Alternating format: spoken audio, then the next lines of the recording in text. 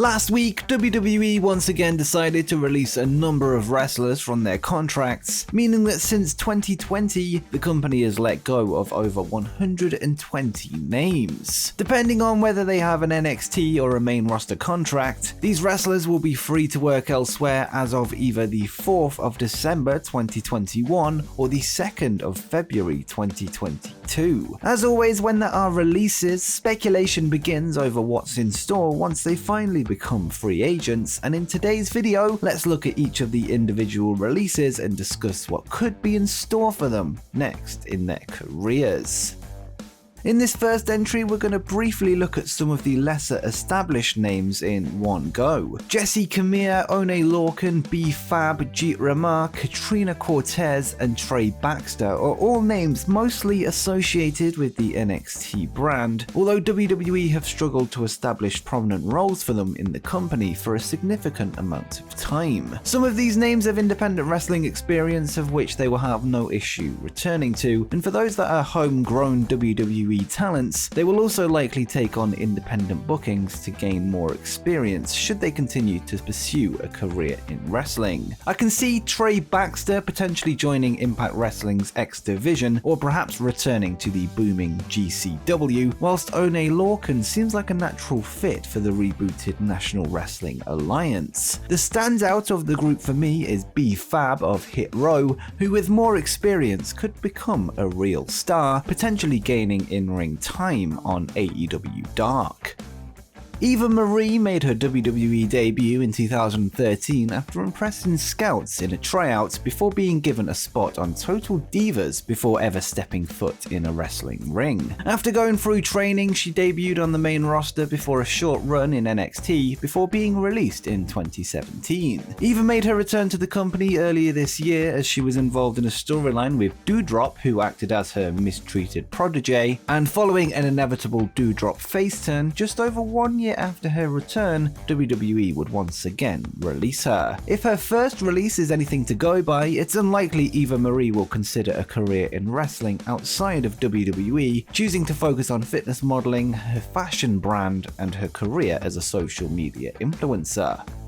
Taya Valkyrie was a familiar name to wrestling fans even before her short run in WWE as Franky Monet. She's been wrestling for almost a decade and has competed in various independent promotions, including a nearly 6-year career in AAA. In 2017, she joined Impact Wrestling, where she had a run as the Knockouts champion. In February 2021, she signed a contract with WWE and began working in their developmental program NXT. And after wrestling a mere 6 TV matches, she was released in November of 2021. Fans of Taya will know she's a very talented pro wrestler who will instantly be booked as soon as her contract allows it, and I think the most likely outcome would be a return to her former employers AAA and perhaps Impact. I also wouldn't rule out a move to AEW, whose women's division goes from strength to strength.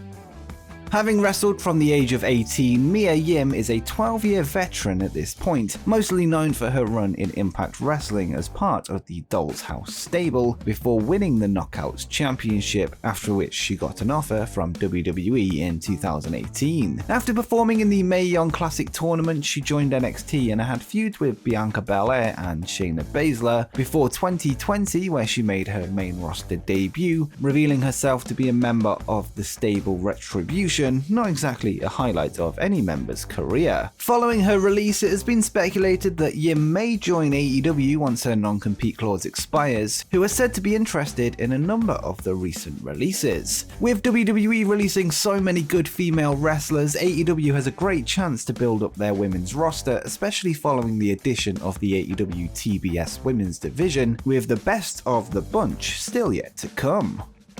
Exciting luchador Lince Dorado started his career 14 years ago in 2007, wrestling in the independent scene, mostly known for his run in Shikara. On July 2016, he signed with WWE after competing in their Cruiserweight Classic tournament. He went on to have a few matches in the Cruiserweight division before being paired up with Kalisto and Gran Metalik to form the Lucha House Party stable. The trio found footing in the tag team division, feuding with the likes of The Revival and Lars Sullivan before being split up in a draft. Dorado and Metalik remained a tag team before being jointly released on November 4th. As for Dorado's future in wrestling, a move to MLW could be on the cards, with him fitting nicely into their Azteca Underground show, with him having an interesting character to develop.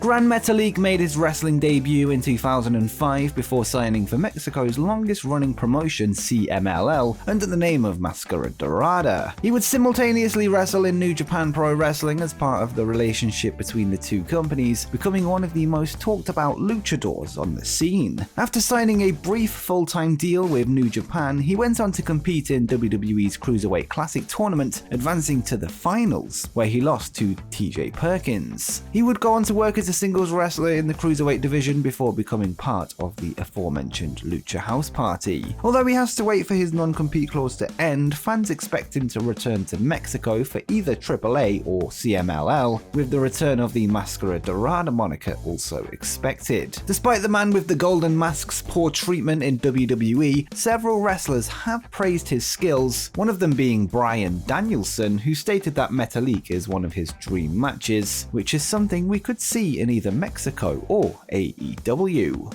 And quickly, just before we continue, make sure you drop a like on the video as it helps me out a lot, and make sure you subscribe with notifications turned on so you don't miss any upcoming wrestling content as we head, hopefully, towards 100,000 subscribers. But now, let's press play on the video.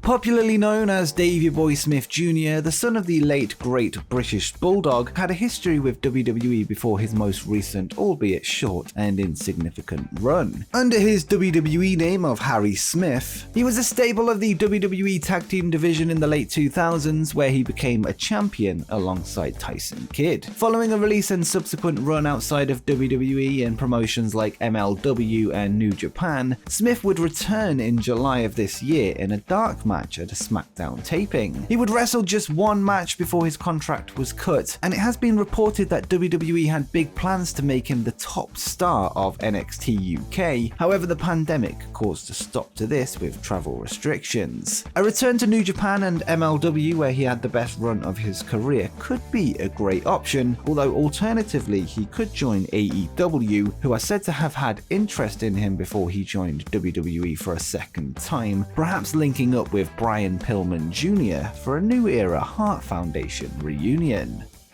The popular NXT superstar Ember Moon has had a lot of experience wrestling for 8 years on the independent scene before signing with WWE in 2015. Her run in NXT was critically acclaimed and has been dubbed as one of the best female wrestlers in the post-Horsewoman era, going on to win the NXT Women's Championship. She did have a 2-year stint on the main roster, which was cut short by injury, with her career said to be in jeopardy. However, she would make a return to in-ring competition in NXT, going on to win the NXT Women's Tag Team titles with Shotzi Blackheart. Similar to Mia Yim, it's expected that Ember Moon will join AEW, likely under her former indie name of Athena. As mentioned, Tony Khan has stated that he's interested in a few wrestlers out of the recent released group, and Ember Moon is bound to be top of that list.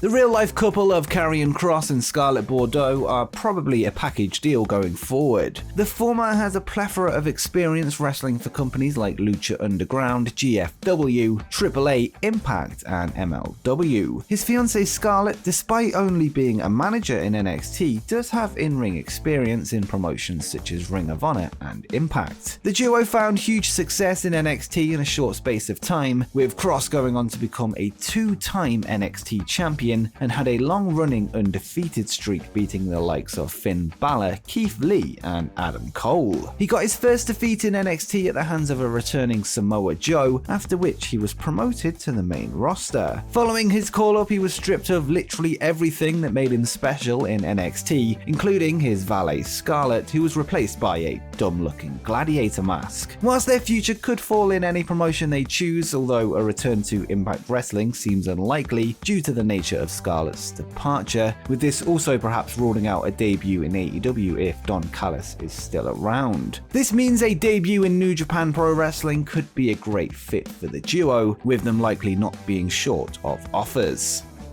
Nia Jax started her career in NXT in 2014 before moving on to the main roster in 2016, with her stature leading her to being booked as a dominant wrestler before going on to win the Raw Women's Championship. Like the rest of the names on this list, the official reason for her release was budget cuts, but reports state that her vaccination status played a role, although this was never told to her. Nia's version of the story is that she took a break to deal with mental health issues before WWE asked her to return to the ring, and then she asked for an extension. She received no response and was ultimately released. Whatever the case, having wrestled her whole career in WWE, she has no experience on the indies, and it's hard to say if she will have an interest in the business outside of its biggest promotion. She could well find a fit in Impact Wrestling, where she would find a place on their growing roster.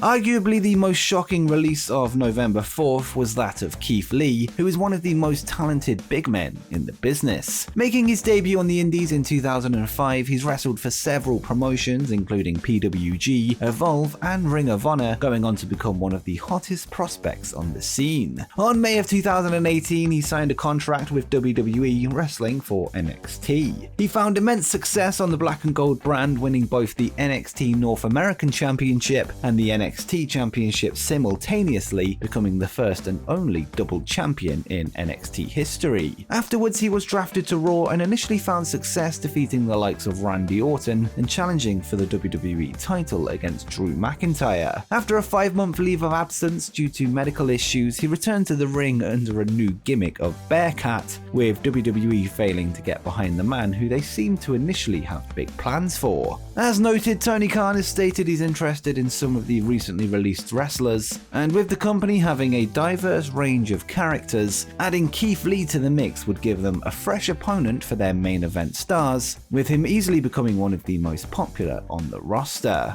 And before you go, make sure you check out my video where I discuss 10 UFC fighters that are perfect for WWE or AEW.